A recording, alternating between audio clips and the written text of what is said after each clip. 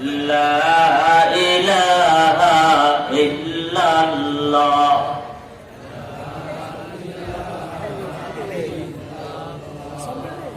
لا إله إلا الله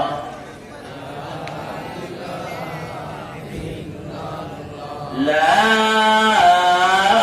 إله إلا الله محمد رسول الله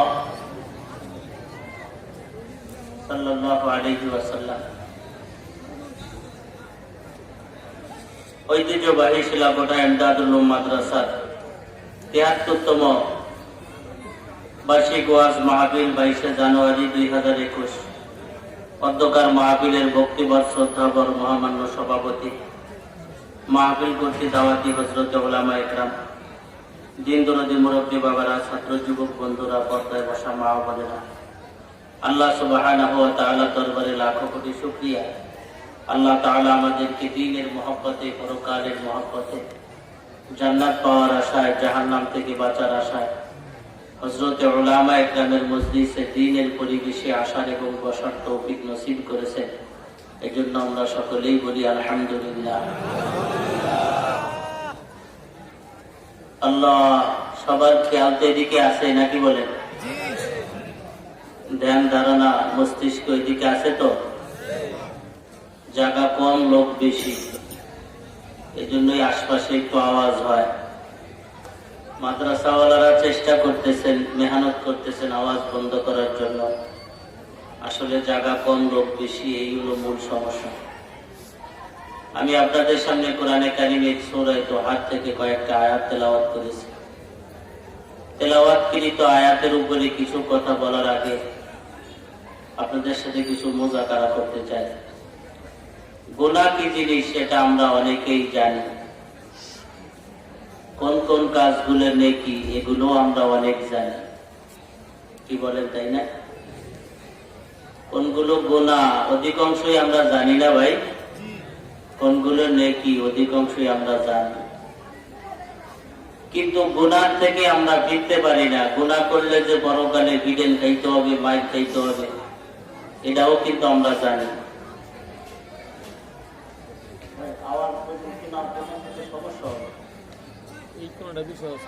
আল্লাহ গুনাহ করলে পরকালে যে আমাদের শাস্তি হবে এ কথা আমরা জানি না? জানি না। গুনাহ থেকে তো আমরা ফিরবারও চাই। মাঝে মাঝে এরকম মনের পরিবর্তন হয়, হযরতদের বয়ান শুনে, দাওয়াতে তাবলীগ ওয়ালাদের বয়ান শুনে, মসজিদের খতিব সাহেবদের বয়ান শুনে মনে হয় ভালো হয়ে যাইতাম, আর কোনোদিন গুনাহ করব না। কিন্তু কিছুদিন পরে আবার সেই কাজে আমরা লিপ্ত হয়ে যাই, কি বলেন তাই না? এর কারণটা কি? কেন আমরা গুনাহ থেকে ফিরতে পারি না? আবার কেনই আমরা নেক কাজগুলো করতে পারি না? হযরতে সাহাবা ইকরাম রাদিয়াল্লাহু তাআলা আনহু, তিনারা কিন্তু সব ধরনের নেক কাজ করতে পারতেন। জিহাদ থেকে শুরু করে জিকির, আজকার, নামাজ, কোরআন তেলাওয়াত, যত ইবাদতের কথা নবীজি বলতেন সব ধরনের ইবাদত কিন্তু তারা করতে পারতেন। বুঝেন নাই আপনারা? তাদের জন্য কষ্ট মনে হইতো? কোনো কষ্ট মনে হইতো না। আপনি যদি নিজের এই বডি কনস্ট্রাকশন হিসেবে সাহাবা ইকরামের সামনে দাঁড়া করেন, তবে আপনি দেখবেন আপনার বডিও তো তাদের থেকে দুর্বল না। তাদের হাত, তাদের পাও, তারা একটু উচ্চ লম্বা বেশি ছিল, আমরা একটু বাইরো বিরো খাটো, নাকি বলেন? বেশি তো আর কিছু না। তারা সব ধরনের নেকি করতে পারলো, সব ধরনের হুকুম মানতে পারলো, আমরা পারি না। এর পিছনে কারণটা কি? এই কারণটা আমি আপনাদেরকে তালাশ করে বলতে চাই। কয়েকদিন আগে আমরা আমাদের ফরিদপুরের পাশে একটা স্টেশনের নাম আছে তালমা, ওইখানে গভীর রাত্রে গাড়ি দাঁড়া করলে এক যুবকের সাথে দেখা, মাথায় টুপি, রাত গভীর। জিজ্ঞাসা করলাম, ভাই মনে মনে ভাবলাম যেহেতু টুপি মাথায় সেহেতু নামাজ তো পাঁচক পড়ে, তাই তো একটা সময় টুপি মাথা। নামাজ পড়েননি? বলে জি হুজুর পড়ি, 4 ওয়াক্ত। আমি বললাম 4 ওয়াক্ত পড়েন মানে? কাজে শীতের জন্য 1 ওয়াক্ত কমাই দিছি। ফজরের নামাজে আমি যাইতে পারি না, মিথ্যা কথা বললে আবার গুনাহ করব। একে তো নামাজ পড়ি না, আবার মিথ্যা কথা বললে আরেকটা গুনাহ করবো, ওর পক্ষে নাই। আমি 4 ওয়াক্ত পড়ি, 5 ওয়াক্ত পড়ি না। ধন্যবাদ দিলাম সত্য কথা বলার জন্য। তো জিজ্ঞাসা করলাম আপনি যে ওক্তটা পড়তে পারেন না, কোন ওক্ত? ফজর। সমস্যা শীত, বয়স 20 বছর। আচ্ছা 20 বছরের মানুষ শীতের কারণে ফজর পড়তে যাইতে পারে না, এটা একটু মাথায় রাখতে না। এবার জিজ্ঞাসা করি দাদা বাচ্চা আসেনি? আছে, বয়স 80। আপনি যদি 20 বছরে ফজরে যাইতে না পারেন, তাহলে 80 বছরের দাদা তো জহুরেও যাওয়ার কথা না। আপনার আন্দাজে কি ধরে? উনি যদি 20-এ ফজরে যাইতে না পারে, তো দাদা 80-তে কি জহুর পায়? ওটা তো মাফ হয়ে গেছে। ওকা হুজুর কোন কি? আমার দাদাজি মুয়াজ্জিন, ফজরের আযান দেয়। তাকে আযান কি পরে দেয়নি? আযান মাঝে মাঝে 3টের সময়ও দিয়ে বসে, এরপরে কয় সরি ভুল হয়ে গেছে। আপনাদের এখান থেকে তো কিছু মুয়াজ্জিন আছে, টাকার বিনিময়ে রাখেন, জোয়ান মানুষ, মসজিদের খাদেম, মাশাআল্লাহ ভালো। কিন্তু আমাদের গ্রাম অঞ্চলের যে মুয়াজ্জিন আছে, আমরা একেবারে হেলাইনে চড়াইনে হাঁটতে পারে না, নলায় নলায় বাড়ি লাগে, দাঁত নাই, থুতমা নাই, কোনো কাম কাজ নাই, বাড়ি থাকতে দেয় না। ওর একটা দৈরাইকে মুয়াজ্জিন বানায়। ও 6 বছরে বা 9 বছরে না, ইংরেজি 6 হাজার 9টাই খালি ঘুরে কি হয়। এই যদি 6টার হাজার 9টাই দেয়, 9টার হাজার 6টাই দেয়, বলে কয় সরি ভুল হয়ে গেছে। সরি ও শিখছে নাতির কাছ থেকে। তাইলে ওনার দাদা মুয়াজ্জিন, ফজরের আযান দেয়, তাও মাঝে মাঝে আগে দিয়ে ফেলায়।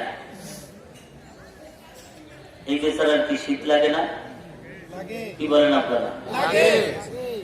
তাইলে এই বেচারা মসজিদে যাইতে পারলো, তুমি মসজিদে যাইতে পারলা না। এর পিছনে আমি যেটা তালাশ করে পাইছি, সেটা হলো আল্লাহ পাকের মহব্বত।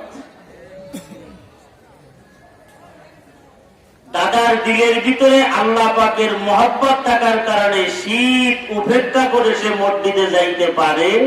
তোমার দিলে আল্লাহর মহব্বত না থাকার কারণে তুমি মসজিদে যাইতে পারো না। আপনারা কি বলেন? এই লোকই কিন্তু ঘন্টা খানেক পরে পুকুরে নাইবে ডুবায়, কন্ডিশনার মারে, শ্যাম্পু মারে, আধা ঘন্টার উপরে গোসল করে সকাল 8টার দিকে। কথা বল না? অথচ দাদাই কিন্তু গরম পানি ছাড়া 7 দিনের 1 দিন নাই মাত্র, তাও গরম পানি দিয়ে। একটাই কারণ, মহব্বত নাই। আর মহব্বত এমনই একটা জিনিস, যেই জিনিস যার প্রতি হয়ে যায়, তার যাবতীয় হুকুম আহকাম পালন করা তার জন্য সহজ হয়ে যায়। এটারে আরবিতে বলে মহব্বত, আর বাংলায় যুবকদের জন্য হলো ভালোবাসা, লাভ, ভালোবাসা। কেউ কাউকে ভালোবাসলে তার সব কাজ তার জন্য আসান হয়ে যায়। আপনারা কি আগের কবিতা বিক্রি করা দেখছেন হাটবাজারে? মিথ্যা কথা কইেন না, দেখছেন তো? কবিতা কবিতা ওই যে ক্ষুদিরামের কবিতা, এরপরে জরিনা সকিনার কবিতা, লাইলি মজনুর কবিতা, এক একটা কবিতা বিক্রি হইতো হাটবাজারে। মুরব্বীরা সাক্ষী দেন, এরা দেখে নাই। আমি তখন নাদিনের পরে বাহিরদিয়া মাদ্রাসায়, বাহিরদিয়া মাদ্রাসার পাশে একটা জায়গার নাম আছে মোয়াইনদিয়া বাজার, বড় বাজার। ওই বাজারে যাই দেখি এক বইটা ব্যাগ একটা কান্দে নিয়ে আটতিছে আর কবিতা পড়তেছে। বুড়ের গলা যে এত সুন্দর, আর কবিতার পঙ্খিগুলো, তার আবৃত কবিতাগুলো এত ভালো, আমার শুইনে দিল একেবারে ঠান্ডা হয়ে যেতেছে। আমি ওনার পিছনে পিছনে হাঁটি আর গুলে মোতাল্লাহ হলি হেফজ হলি মুখস্থ করতেছি। সর্বশেষ 2 টাকা দেখান কবিতা কিনেও ফেলাইছি। কবিতা কিনে, কবিতা তো মাদ্রাসায় নেওয়ার কাজা নাই। মাদ্রাসায় নিলে তুমি আর বিদেশ দিতে আসছে, কমে মাদ্রাসা বোঝে, এই পাশা চাপড়া দিত, বিদেশ লাগাইতো। ওই মাদ্রাসায় যাওয়ার আগে বট গাছের নিচে গাছের শিকড়ের ভিতর দিয়ে হান্দাই ফিরে গেছি, তুই এখানে থাক, আমি কালকে আসবানি। পরের দিন ক্লাস শেষ, আসরের নামাজের পরে সেই কবিতা মোতালার জন্য চলেছি। কবিতা ভর্তিও বাড়ি ভালো, এখনো ভর্তি বাড়ি কবিতা। সেই যে কবিতার একটা কলি আমি আপনাদেরকে শোনাই। মোহাব্বত, মোহাব্বত হলে মানুষ কত কষ্টকেও মেনে নিতে পারে। একে তো পুরপুরা হাওয়া, শীতে কাঁপে গা, হাঁটতে গেলে শস্যা ফুলে জড়িয়ে ধরে পায়া, যাইয়া ডাকে বন্ধু তাহার সইয়াছে দারুণ নিদ্রায়, ওই তার জ্বালা সহানারে যায়। ওই দোকানে কয়লাম না। তখন এই কবিতাটা শুধুমাত্র শুনছি, কিন্তু তার ভাব সম্পর্ক বুঝি নাই। শুধু কণ্ঠ শ্রুতি মধুর বলে ভালো লাগতো, মিলানের জন্য ভালো লাগতো। এখন তার ভাব সম্পর্কটা বুঝি। একজনের সাথে মহাব্বত হওয়ার কারণে, তার প্রেমের টানে, তার মহাব্বতের কারণে শীতের ভিতরে, কুয়াশার ভিতরে জমিরাই দিয়া হাইটে হাইটে ভিজে ভিজে তার সাথে দেখা করার জন্য যায়।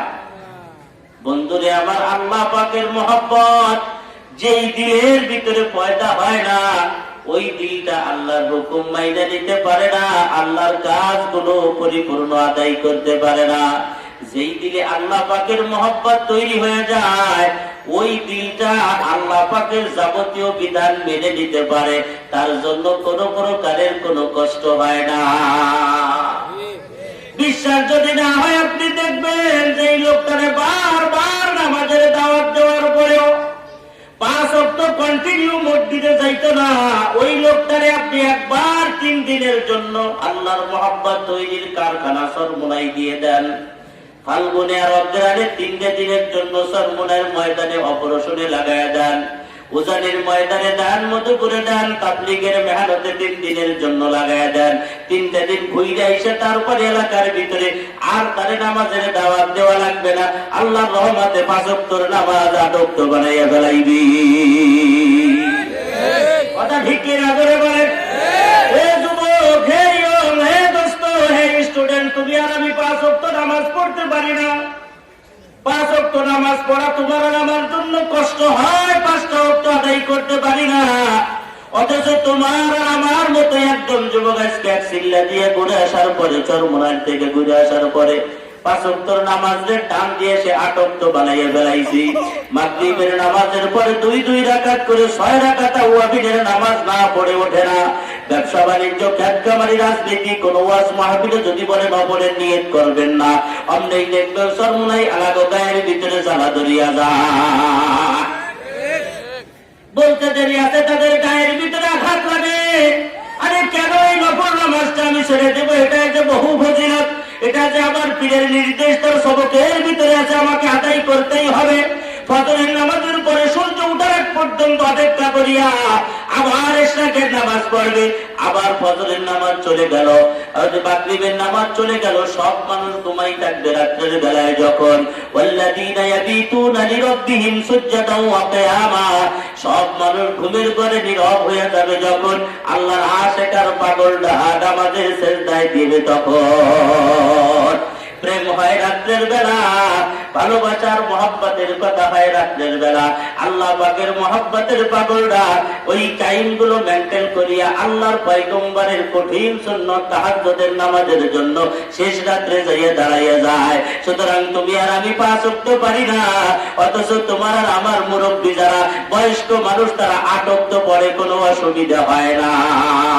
কথা ঠিক কিনা? অনেকেই তো 8 ওয়াক্তের বেশিও পড়ে, ওযু করলে তাহিয়াতুল ওযু নামাজ পড়ে। কথা বলেন না কেন? মসজিদে ঢুকলে পরে দুখুলুল মসজিদ নামাজ পড়ে। তাইলে যেখানে 8 ওয়াক্ত জায়গা 10 ওয়াক্ত হয়ে গেল, তুমি আর আমি 5 ওয়াক্ত পারি না। তাইলে সাহাবায়ে কেরামের যেই বডি ছিল, আমাদেরও সেই বডি, তাদের যেই কনেকশন, 2 হাত 2 পা 2 চোখ চোখ 2 কান 2 নাক, আর তাদেরও 24 ঘন্টা, আমাদেরও 24 ঘন্টা, তাদেরও যেই কোরআন আমাদেরও সেই কোরআন। বলে তারা পারে আমরা পারি না কেন? সাহাবায়ে কেরামের দিনের ভিতরে আল্লাহর মহব্বত থাকার কারণে আল্লাহর বিধান মেনে নেওয়া তাদের জন্য এত সহজ হয়ে গেছে। আল্লাহর হুকুমের সামনে নিজের সন্তান পর্যন্ত যুদ্ধের ময়দানে দিতে আপত্তি হয় নাই। আল্লাহর হুকুমের সামনে নিজের প্রাণের প্রিয়তমা স্ত্রীকে তালাক দিয়ে আরেকজন মুহাজির আনসার আরেকজনকে সুযোগ করে বিবাহের জন্য দিয়েছে। কথা ঠিক কিনা জোরে বলে? আমরা তো একজন আরেকজনের প্রেমিকারে যদি বিয়ে করি, আর যদি খবর পায় অমুকের বউ অমুক দিছে, অন্যের সাইডে স্কুল দিয়ে 3 মাথার মনে দাঁড়াইয়া জামাইরে কুবাইয়া ভালা ভালা করে ফেলবে। তোরে বাসর ঘরে যুক্তি দেব না, তাতে আল্লাহ যা করে। কথা ঠিক কিনা জোরে বলে? কিন্তু আল্লাহ পাকের মহব্বতে সাহাবায়ে কেরাম নিজের প্রিয়তমা স্ত্রীকে তালাক দিয়ে আরেকজনকে বিবাহের সুযোগ দিয়েছে। সুতরাং আল্লাহর মহব্বত যদি দিলের ভিতরে তৈরি হয়ে যায়, তাহলে ওই বান্দার দ্বারা আল্লাহর হুকুম পালন করা সহজ হইয়া যায়।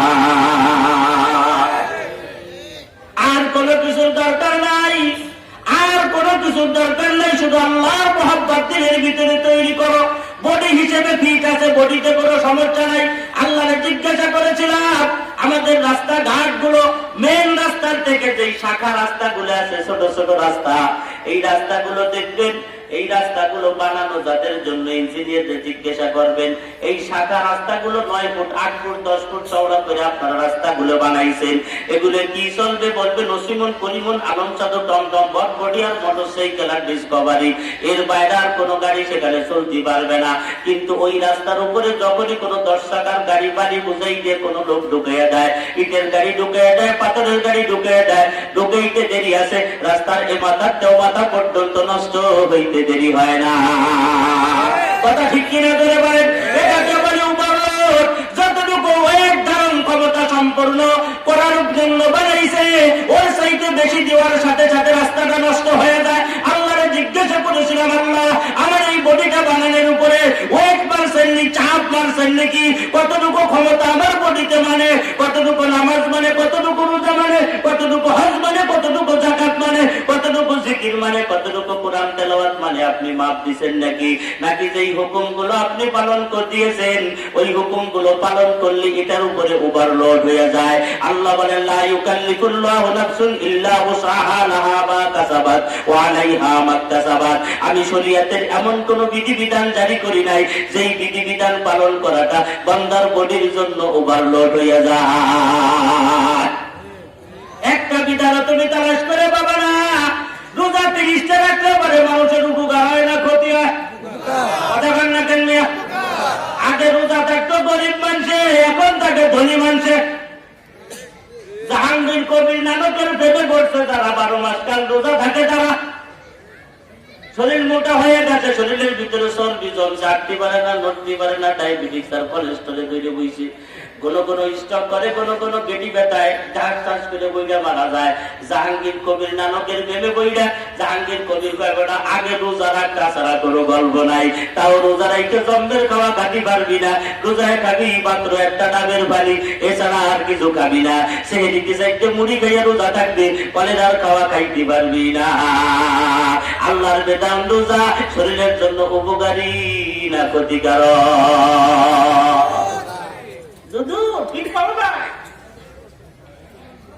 রোজা মানুষের দেহের জন্য এত উপকারী যা অন্য কোনো মাধ্যম দিয়ে এই বডিকে শান্তিং করার জন্য আর কোনো ব্যবস্থা নাই। শরীয়তের একটা বিধান তুমি তালাশ করে পাবা না। হজ করা মানুষের বডির জন্য উপকারী, কথা বলেন না কেন? যারা সকালবেলা ডায়াবেটিস দাপড়ায় বেড়াও, এখান থেকে নারিশা বাজার কার্তিকপুর পর্যন্ত, কার্তিকপুর আলাদা দোহার পর্যন্ত, দোহার আলাদা নারিশা পর্যন্ত একের পর এক জিম্মাদারি পালন কইরা ডায়াবেটিস দাপড়াই একেবারে মেন রাস্তা পর্যন্ত উঠাই দিয়েছ। তোমরা শুনিয়া নাও, তোমরা যদি পবিত্র হজ ফরজ পালন করতে যাও, তাইলে হজের যে 3 দিন আছে ওই 3 দিন দৌড়াইলে সারা বছর আর ডায়াবেটিস দাপড়ানো লাগবে না। 3 দিনে সারা বছর কভার হয়ে যাবে। মক্কার থেকে চলে যাবা তুমি আরাফার ময়দানে, আরাফার ময়দান থেকে হাইটে হাইটে চলে আসবা তুমি মুজদালিফায়, মুজদালিফার ময়দান থেকে আবার হাইটে চলে যাবা মিনায় পাথর মারার জন্য, মিনার থেকে হাইটে চলে যাবা আবার তুমি মক্কার ঘরে তওয়াফ করার জন্য। হজ করবা, তওয়াফ করবা, ওখান থেকে আবার সাই করবা, সাফা মারওয়ায় দৌড়া দৌড়াদৌড়ি কইরা আবার টাইট্য টুক হইয়া চুলটুল চাইছে, আবার তাওয়াফ কইরা আবার হাইটে হাইটে পায়ে হাটে মিনায় চলিয়ে আসবা। একটা না 3 দিনের ভিতরে কমপক্ষে 300 কিলোমিটার পথ রোদ্রের ভিতরে যে তোমার আপ ডাউন করা লাগবে। 2 বছরে একবার যদি ওই জায়গা হজের 3 দিন পালন করে আসো, জীবনে আর ডায়াবেটিস ওই বছরে দাবলার লাগবে না। কথা কান না উপকারী না ক্ষতি? শরীয়তের কোন বিজ্ঞান আছে? থাকলে পরে দাঁড়াইয়া বলে এইটা পাইছে শরীয়তে, এইটা করলে মানুষের ক্ষতি হয়। দুধু সামান্য একটু করোনা সাইজে কি তা জানে? আমাদের গ্রাম অঞ্চলে ওই যে বড় বড় পাতাওয়ালা একটা গাছ, এই সামান্য 3-4 ফিট উঁচু হয়, এর পাতার গোটা গোল গোল বৈরগতরে টাকা, এটারে আমাদের এলাকায় দুধরা গাছ, আমাদের অঞ্চলে আর কি এরকমের গোল গোল কাটাওয়ালা, পুরো বডিতেই তার কাটা। গ্রামের মুরব্বী উনি রাস্তা দিয়ে আটকিছে, পুলিশে ধরছে। একজনকে বাসা বেসায় বাড়ি দেই, আর একজনকে বেটা সুপ বাড়ি দিবি, বাপের বয়সী না জানি ওনার সাল আবার পুলিশ আর্মি চাকরি হলে তা পাওয়া যায়, উল্টো বাড়ি বেটি দি ভর্তি পারে হিসেব করে বাড়িতে যাই দলক দেয়। চাষা মাস্ক কই? চাষা খায় মাস্ক আবার কি দুধ দেখায় না ভাত দেখায়? হ্যাঁ মিয়া দুধ ভাত তো মাস্ক খায়, নাক মুখ দাহে মুহে নেয়। চাষা খায় কেন ছেড়ে নিব কেন? তোমার ওই নাহের ফুটো দিয়ে করোনা ঢুকবে। চাষা খায় আমারে বলত পাইছো করোনা, আমি টিভির ভিতরে দেখছি, ওর সাইজ মাইপে দেখছি দুধরে বলের মতো, ও আমার নাহের ফুটোতে ঢুকবে না। করোনা আমার হবে না, তবু কয়েকবার বেটা হবে তোরা সব। গ্রামের মানুষরে করোনা বিশ্বাস করানোই যায় না, এই কথা ঠিক কিনা করে পায়? পুরো মানুষ তো মানেই না, মেয়াদর যেদিন মরণ আছে যেদিন মরণ হবে, ইসা সাহাতান হুম না ইয়াস্তা ফিরুনা সাহাতা ওয়ালা ইয়াস্তা জীবন, মরার আগে মরবো না, করোনায় কিছু করতে পারবে না, কথা ঠিক কিনা করে পায়? সামান্য একটু করোনার কাছে তাম পৃথিবীর বড় বড় শক্তিশালীরা দুর্বল হয়ে গেছে, কথা ঠিক কিনা হয়েছে না হয় নাই? হ্যাঁ, সব বাতুল করি শেষ, দাইয়ে বাইয়ে উল্টা কোনো ওষুধ বানাইতে পারে না, ওষুধ বানায় একটা হয়ে যায় আর একটা, সিমটম পাল্টাই ফেলায়। সিমটম বোঝেননি, রং পাল্টাইয়ে ফেলায়। আগে দেখে করোনা না হয় বিদ্যুৎ দুধ হয়ে, এমন দেখে যে না কানে বিদ্যুৎ দুধ হয়ে, কিন্তু মাছ সেই যে বানাবে কেন? কয়েকদিন পরে কয়েকদিন না কার কার না বসমের গুড়া দিয়ে উঠে, তাইলে কি হতে হবে? তাইলে বৈরগতরে মাছ পরাইতে হবে, বৈরগতরের মাছ বানাইতে হবে, নাম হলো পিপিআই। ওটার নাম কি? আরে পিপিআই, পিপিআই প্লাস্টিক কভারিং করা, পিপিআই প্লাস্টিক দিয়ে বানানো। ওর ভিতরে ঢুকলে আল্লাহর রহমতে আলু সিদ্ধর মতো সিদ্ধ হয়ে যায়। কয়েকদিন পরার পরে সব পিপিআই ফেলাই দিছে, বাসি বাসি মরি মরি, তো ওই আলু সিদ্ধ হয়। আপনার কথা ঠিক কিনা? বাড়িতে সাবান দেওয়ার জন্য খুশাতে যখন টান যায় তখন সামনা শুদ্ধ উঠে যায়। এই করোনা মহা ঔষধ, আর কোন ঔষধ বাইর করতে পারে নাই। মহা ঔষধ হলো একদম মুক্ত, একদম মুক্ত। কথা বল না, কিন্তু আত্মা দোয়ার কথা তো তোরা কাইতে বাইর করলি, এ তো আমাদের নবীদের 1400 বছর আগে শিখেই গেছে।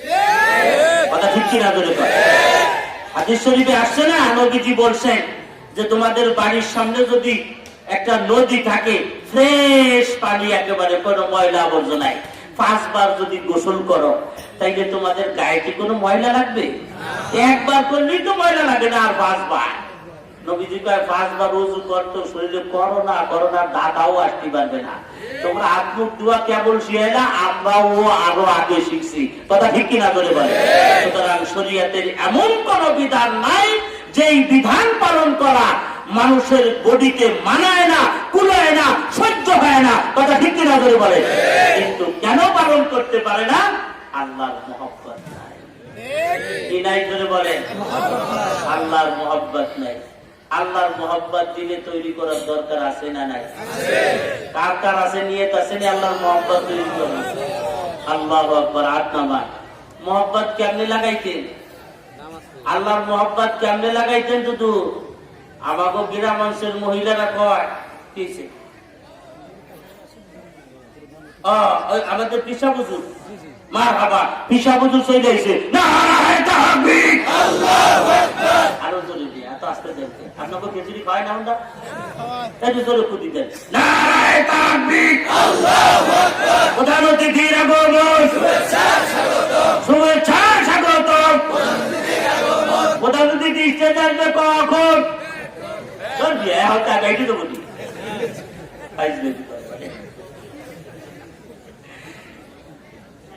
আমি ছাড়বো যখন তারপরে কথা ঠিক কিনা ধরে আমি আজকে 3 ঘন্টা নিয়ে ফিরেছি আমি বলছি 9, 10, 11 এর আগে আমাদের দড়ি বাইন্দে টাইম নামাতি পারবে না কারণ এবার বর্তানি বাড়ে এই প্রথম যে কয়টা রাখছিলাম সব খেয়ে নিয়েছে বড়রা 7 দিন ব্যাপী বড় মাহফিলিতে শুরু করে দেয় আর জয়পাড়া দোহার বাজারের মাহফিলিতে শুরু করে দেয় নারিশা মুন্সিগঞ্জ বিক্রমপুর এক বালাসুর একটা মাহফিলও নাই সব খাই দিচ্ছি করোনা এখন এসে দায়িত্ব দোষে মাহফিল যাবে না মাহফিল কখন তো দিব আমরা তো রোজা রাখ পর্যন্ত ঠান্ডায় দিয়ে দিছি বাপ খারাপ দিয়ে ওই দিক দিয়ে দিয়েছি যাবো না ওই দিক আজকে আইসে আর আসতেও পারি নাও পারি সুতরাং সময় একটু বেশি হইলে অসুবিধা নাই তো ইনশাল্লাহ রাজি আছেন তো আল্লাহর সাথে মহব্বত লাগাইতেনি যুবকরা আসেনি হ্যাঁ 25-এর নিচে বয়স যাবো হাঁটুসে করেন হ্যাঁ আমি ওয়াজের ভাবটা লাগে দিয়ে নই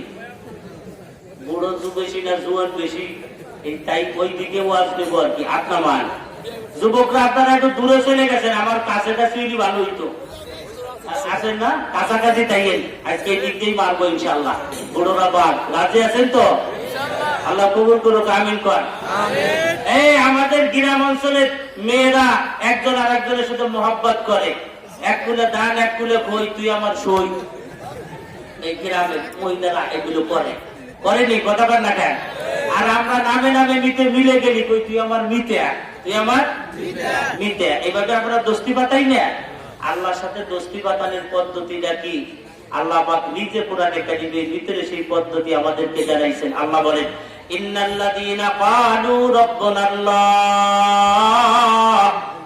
ইন্নাল্লাযীনা ক্বালু রাব্বুনাল্লাহ তোরা শুধু একবার বলবি আমার রব হলো আল্লাহ রব কে আল্লাহ আল্লাহ বলেন একবার শুধু বলবি আমার রব আল্লাহ একটা বার বলতে দেরি আছে একটা বার যে যেখানেই থাকো না কেন আলেম হওয়ার পাবলিক হও শিক্ষিত হওয়ার অশিক্ষিত হও শ্রমজীবী হওয়ার কর্মজীবী হও একবার শুধু বলবো আমার রব আল্লাহ একবার বলতে দেরি আছে নাহনু আউলিয়াউকুম ফিল হায়াতিদ দুনিয়া আমি আল্লাহ তোমার দুনিয়ার জিন্দেগিতে বন্ধু বানায় নেব আল্লাহ যদি কারো বন্ধু হয়ে যায় আল্লাহ যদি কারো দোস্ত হয়ে যায় সুবিধা না অসুবিধা টাকার অভাব থাকতো নি সম্মানের অভাব থাকতো নি সম্পদের অভাব থাকতো নি দুনিয়ায় স্বাভাবিক মানুষ যদি বন্ধু হয়ে যায় খুশিতে আত্মহারা হয়ে যায় আর ফেসবুকের ভিতরে ছবি উঠে ফোকাস মানে আরে মন্ত্রী আমার বন্ধু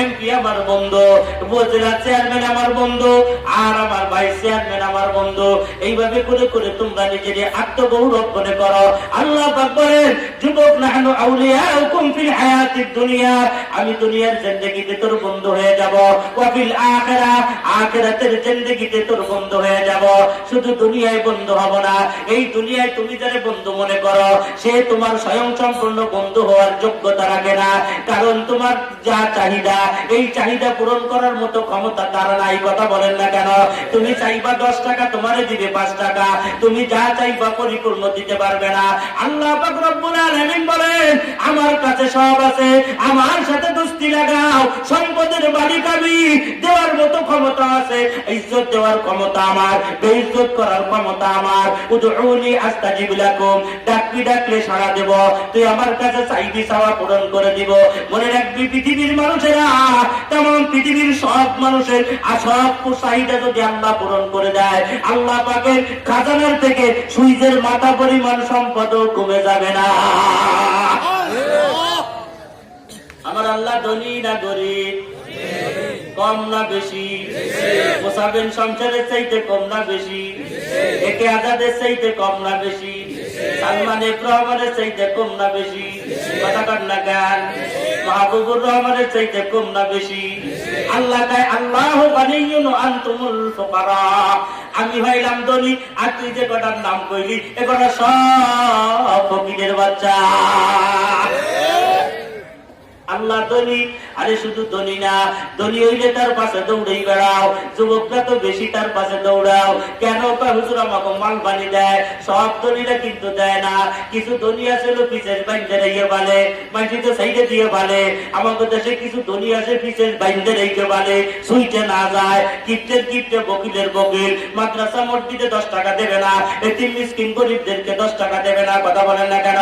নিজের ফ্যামিলিগত আত্মীয় স্বজনের ভিতরে দরিদ্র থাকলেও তাদের সাহায্য সহযোগিতা করবে না।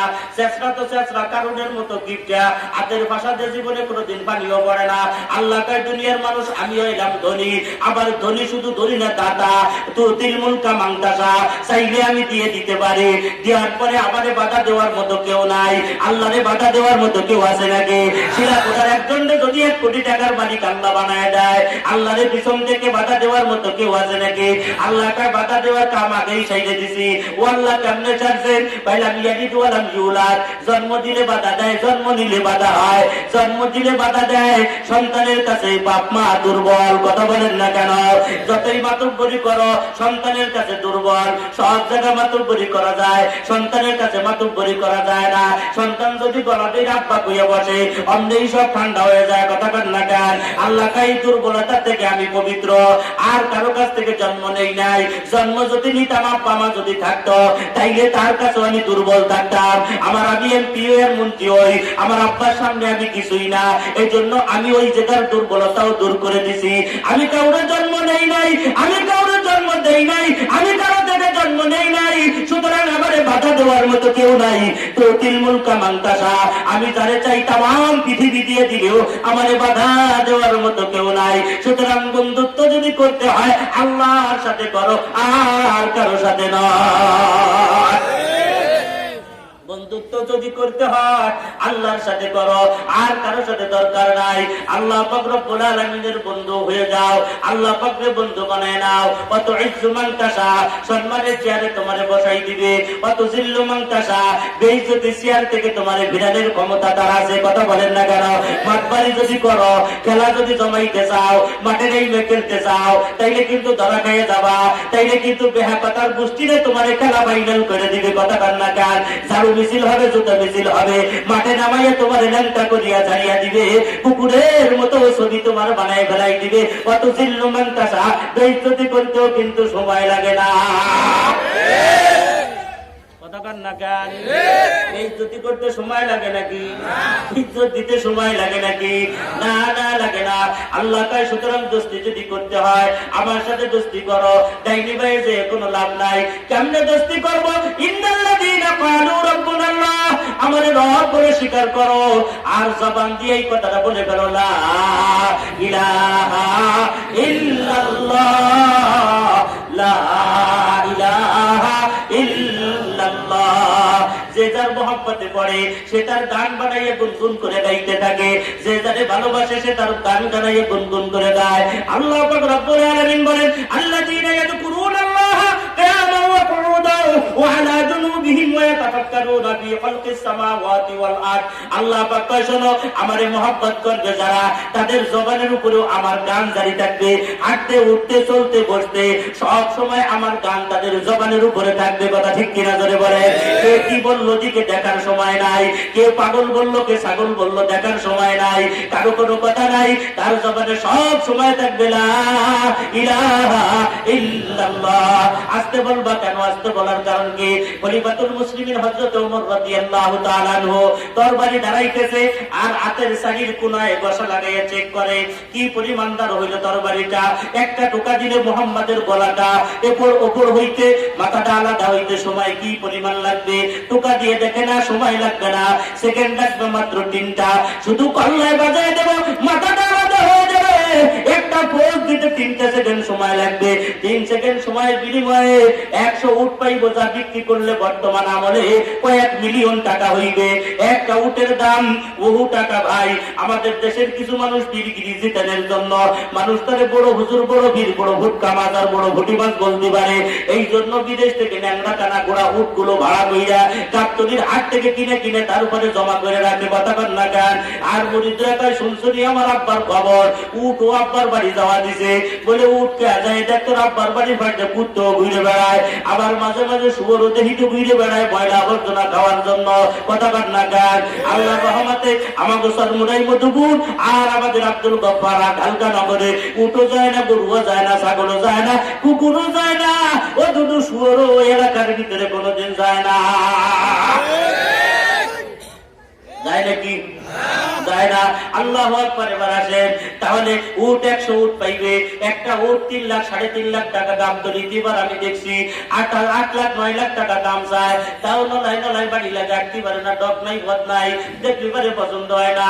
8 লাখ 9 লাখ টাকা দাম চায়। বলে আমাকে বাংলাদেশের বস্ত বিক্রি হইলো 30 লাখ টাকা, আর রাজা বাবু বিক্রি হইলো 26 লাখ, আর কালা সুলতান বিক্রি হইলো 24 লাখ। দেখলি তো বড় উটটা কত বিক্রি হবে? ওরা কাছে আমাকে বড় উঠতে 1.5 কোটি 2 কোটি টাকা বিক্রি হয়। খলিফাতুল মুসলিমিন হযরত ওমর কয় 1 কোটি টাকা মূল্যের একটা উট যদি হয়, 100 উটের বিনিময়ে 100 কোটি টাকা, 1 মিলিয়ন টাকা আমি পেয়ে যাব। তরবারিটাকে ঢপ করে দাঁড়াই, সাইজ করে দাঁড়াইয়ে নিয়ে গেছে। আল্লাহর পয়গম্বরের গলাটা 3 সেকেন্ডের ভিতরে 100 কোটি টাকার মালিক হয়ে যাবে, 1 মিলিয়ন টাকার মালিক হয়ে যাবে হযরত ওমর। আল্লাহ পাক রব্বুল আলামিন দিলের মালিক। হযরত ওমরের দিলটারে টান দিয়া আল্লাহর পয়গম্বরের পায়ের নিচে হযরত ওমরের মাথাটা ফেরায় দিয়েছে। মুহূর্তের ভিতরে আল্লাহর পয়গম্বরের প্রেমে পড়ে গেছে, আল্লাহর প্রেমে পড়ে গেছে। জবানের ভিতরে বলে ফেলেছে লা ইলাহা ইল্লাল্লাহ। বলতে দেরি আছে। খলিফাতুল মুসলিমিন হযরত ওমর কয় হুজুর বাইরেন বাড়ি থেকে আল্লাহর পয়গম্বর কয় কই যাইতাম? কয় খানায় কাবায় যাইতাম। বলে খানায় কাবায় যে কি করতাম? কয় জোরে জোরে আযান দেব, আল্লাহর নামে জিকির করব। আল্লাহর পয়গম্বর কয় আমার কেবল ক্যান্ডিডেট আমরা 40 জন 39 জন ছিলাম, এখন তুমি এই 40 জন বানাইলা। तमाम মক্কার মানুষ আলাদা আর আমরা 40 জন মানুষ আলাদা। 40 জনে তো কিছুই পারতাম না, ওদের সাথে ভাগ্যকে কেমনে যাইতাম সাহস পাই না। হযরত ওমর ডাক দিয়া কয় যেই দলের ভিতরে যোগদান করলাম, দল কি ক্ষমতা সম্পন্ন না দুর্বল? এখন কি বিএনপিতে যোগ দিছি না জামাতে যোগ দিছি না জাতীয় পার্টিতে যোগ দিছি? দিছি তো নৌকায় যোগ। নৌকায় যদি যোগ দিয়ে থাকি তো ভয় পাওয়ার কথা না। এমন কুদি মারবো এক গাইতে আমার নৌকা 40 হাত দূরে চলে যাবে। কথা ঠিক কিনা জোরে কর। আর বিএনপিতে যোগ দিলে তুই মাথার তলে বসে থাক, আরে খাড়ার মাথা 7 দোকানের কোনায় বসে থাকবি, কথা কবি না। আর নাকি কিন্তু তোর কথা তুই জমা দিয়ে দিব ব্যাংকের ভিতরে, কথা কর না। আর কিছু নিয়ে উঠতে পারবি না, কারণ তোর দল ক্ষমতায় নাই। তুই জোরে কথা কইতে পারবি না, আমার দল ক্ষমতায়, আমি নৌকা করি। কথা ঠিক কিনা জোরে বলে। এই বন্ধু হযরত ওমর কয় হুজুর যার দলে যোগ দিলাম, যে আল্লাহকে মহব্বত করলাম, ওই আল্লাহ পাকের ক্ষমতা আছে না নাই? আল্লাহর পয়গম্বর তো আমার বলো কি আমার আল্লাহর ক্ষমতাই তো সর্বউর্ধ্বে। কথা ঠিক কিনা জোরে বলে। আল্লাহর ক্ষমতা যদি উপরে হয়, আস্তে আস্তে আবার কিছু আজান চলেন আমার সাথে, আজান হবে জোরে। যেই দলে যোগ দিছি দল ক্ষমতায়, দুর্বল হওয়ার কিছু নাই। কথা ঠিক কিনা জোরে বলে। সর্বদাই মুড়ি দিয়ে চুপচাপ করে ঘরে বসে থাকো। কে তোমার দল কি ছোট নাকি? তুমি কি দুর্বল দলে যোগ দিছো নাকি? তোমার মনোবল এত ছোট কেন? তুমি কি নাহাক পথে আছো নাকি? তুমি তো হকের পথে আছো। কথা ঠিক কিনা জোরে বলে। তোমার বাক শক্তি থাকবে আলাদা, তুমি জিকির করবা আলাদা, লা ইলাহা ইল্লাল্লাহ জিকির করবা। কেউ যদি তোমার পাগল করে বলুক, ভাইরাল টপিক হয়ে যাবে। কথা ঠিক কিনা জোরে বলে। আদালতে ভাইরাল হয়ে যাও। ভাইরাল হইতে পারলেই তো বর্তমানে দাম। কোন ওয়াজের কোন বক্তা ভাইরাল, কোন নাচের কোন সেন্ডি গানের ভিতরে ভাইরাল। ভাইরাল মানেই তার দাম। কথা ঠিক কিনা জোরে বলে। আল্লাহু আকবার। এখানতেও কানে গেলে দৌড়েই বেড়াইতে মন চায়। ব্যাংকেও তো ভাইরাল হয়ে গেল। ওরে বাঘে পারলো না, সিংহ হতে পারলো না, আর হাতিতে পারলো না, দুম্বাই পারলো না, ব্যাংকেও তো ভাইরাল হয়ে গেল। হযরতে ইব্রাহিম আলাইহিস সালাতু ওয়াস সালাম যে আগুনের ভিতরে ফেলাইছে, আগুনের ভিতরে ফেলাইছে। আগুন তো 70 গজ উপর বিলা, চারদিক দিয়ে দেওয়াল দেওয়া, ওর ভিতরে ফেলাই দিছে। আল্লাহ পাক তো আগুনের ভিতরে রাখেন নাই। কুল্লা ইয়া নার কুনি বারদাও ওয়া সালামান আলা ইব্রাহিম। ওরা ফেলাইছে আগুনে, আল্লাহ রাখছে তারে জান্নাতে। কথা ঠিক কিনা জোরে বলে। দুনিয়ার মানুষ দেখে ইব্রাহিম আগুনে, আসলে তো সে জান্নাতে। দুনিয়ার মানুষ দেখে আল্লাহ মুহাম্মদ ছবি কবরে, আসলে তো সে জান্নাতে। কথা ঠিক কিনা জোরে বলে। দুনিয়ার মানুষ দেখে আল্লামা নূর হোসেন কাসেমি সাহেব কবরে, আসলে তো কবর না, সে আল্লাহর জান্নাতে। কথা ঠিক কিনা ধরে বলে? দুনিয়ার মানুষের চোখ আড়াল। হায় হায়, ইব্রাহিম আলাইহিস সালাম আগুনের চিত্রে বসে রয়েছে, আল্লাহ তো ওখানে আরামে রাখছে, পাবলিক তো খবর জানে না। ওই দিকে জিবরাইল আলাইহিস সালাম রোগী নিয়ে আসছে, হুজুর আপনারে ল্যাংটা করে পাঠাইছে। বলে হ্যাঁ ল্যাংটা করে পাঠাইছে। কয় দাঁড়ান বুঝাইতেছি, আপনি চিনতে পাইলেন না, যেই লুঙ্গি আপনার গতরে পরা ছিল, যেই পোশাক আপনার গায়ের ভিতরে পরা ছিল, ওই পোশাকের দাম ছিল 3 দিরহাম 4 দিরহাম। আমি আল্লাহ পাক রব্বুল আলামিনের পক্ষ থেকে আপনার জন্য যেই পোশাকের ব্যবস্থা করেছি, জান্নাতের পোশাক, ওর একটা সুতে কিনতে হলে 10 দুনিয়া বিক্রি করে কিনা সম্ভব না।